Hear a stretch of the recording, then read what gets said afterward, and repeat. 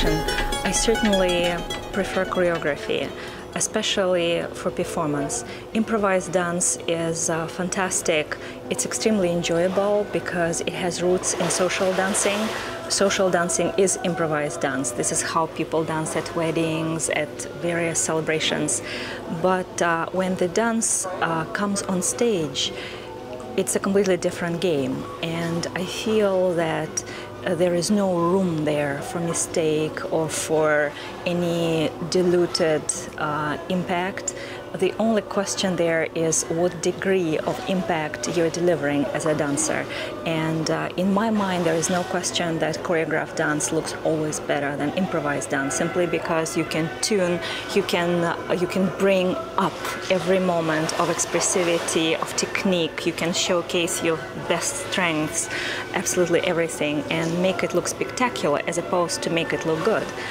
Another thing is that it is a tremendous skill to dance improvised dance at a professional, smooth level so that the eye cannot even see that you're improvising.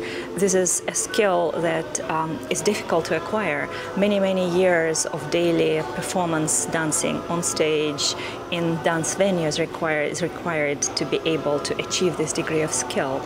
And at the same time, if you have achieved this degree of skill, clearly your peers too have this degree of skill. If they are your true peers, they also can dance in this improvised manner. So it's not exactly impressive.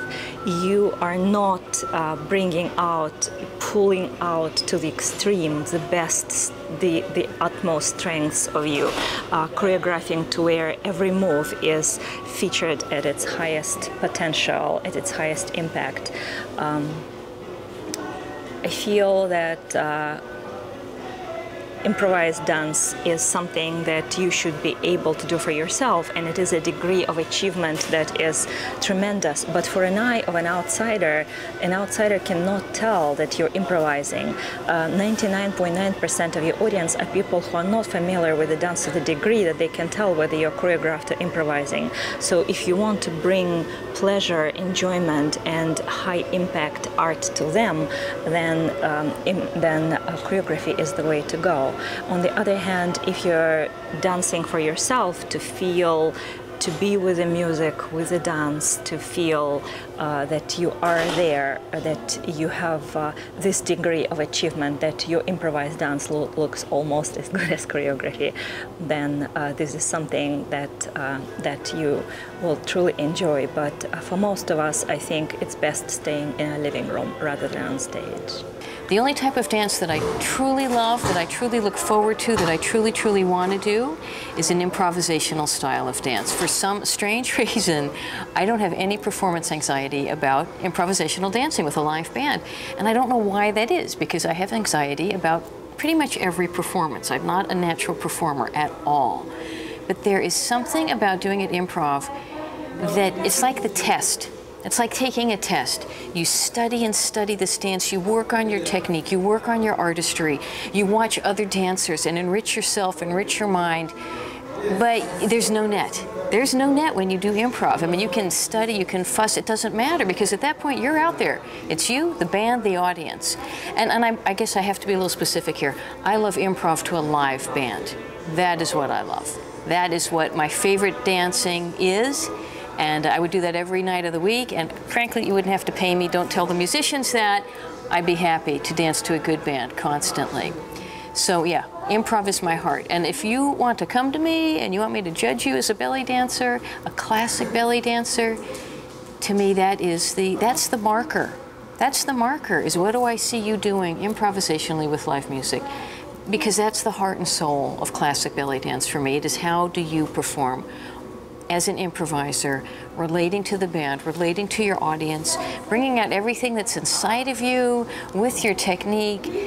That's just the heart and soul. That's the test. That's just, can you do it or can you not do it? And I'll be honest, I will judge a dancer on that level. What do I see when you're improvising to a live band? However, you know, there's kind of a little however here. I have never been someone that loved doing choreographies. It's kind of later in my career, more recently in my career, that I have had to do choreographies for a variety of reasons, and I have come to see the value in them. So as much as I adore just letting go, improv, just let it all hang out. Maybe you win, maybe you lose, but you know, you're in the game and you give it everything you got. There are situations where I do not feel improvisational dancing is recommended. Number one, I've had the pleasure, the privilege, the opportunity to do quite a few filmed projects. Film is not a time to be improvising. You need to know where you are. You need to be able to do something sometimes repeatedly, the exact same way or close to the exact same way, because otherwise editing is a nightmare. So anything filmed, unless for some reason it specifically is meant to illustrate, you know, the magic of improv, you really need to have worked out a choreography. And I also, from doing quite a bit of theater in more recent years, have come to feel, really, you're on a stage, you got the audience, you have lights, there's no live band. Choreography, even if it's not worked out to every single beat and every single step, to at least have a choreographic structure. Because particularly when you take out that relationship between you and a live band and any type of stage setting, and it can still be in like a restaurant, but when you're not there, you're not right on top of your audience, that intimate relationship is gone, then doing improv to tape music, that's not quite so compelling. At this point, somewhat of a choreography or even a choreographic framework that, you know, during these phrases of the music you're going to travel, and here you're going to do some tight, you know, isolations. It makes for a stronger, richer performance, because complete improv, there is always going to be that tendency to go to your safety moves, to stay in your comfort zone. The choreography will illustrate the music perhaps more fully, and particularly in a theatrical situation where you're not getting the feedback from the band, you're not getting the feedback from the audience. You want to deliver 100%, and sometimes like totally creative stuff that you would come up with at home. Like, this is a great movement. It's not necessarily going to come out of you while you're dancing improvisationally, and your mind is already racing, thinking of like a dozen things at once. So my heart, improv. And to me, the true test of whether you're a belly dancer in the classic sense, let me see what we can do improvisationally with a live band. But for theater and filming events, find a choreography. Make a choreography. Still needs to be you. I think it's better when it's your own choreography. I don't like doing other people's choreographies because it's not necessarily where my body wants to go. But I do feel the choreography or the structure of a choreography is going to raise that dance up.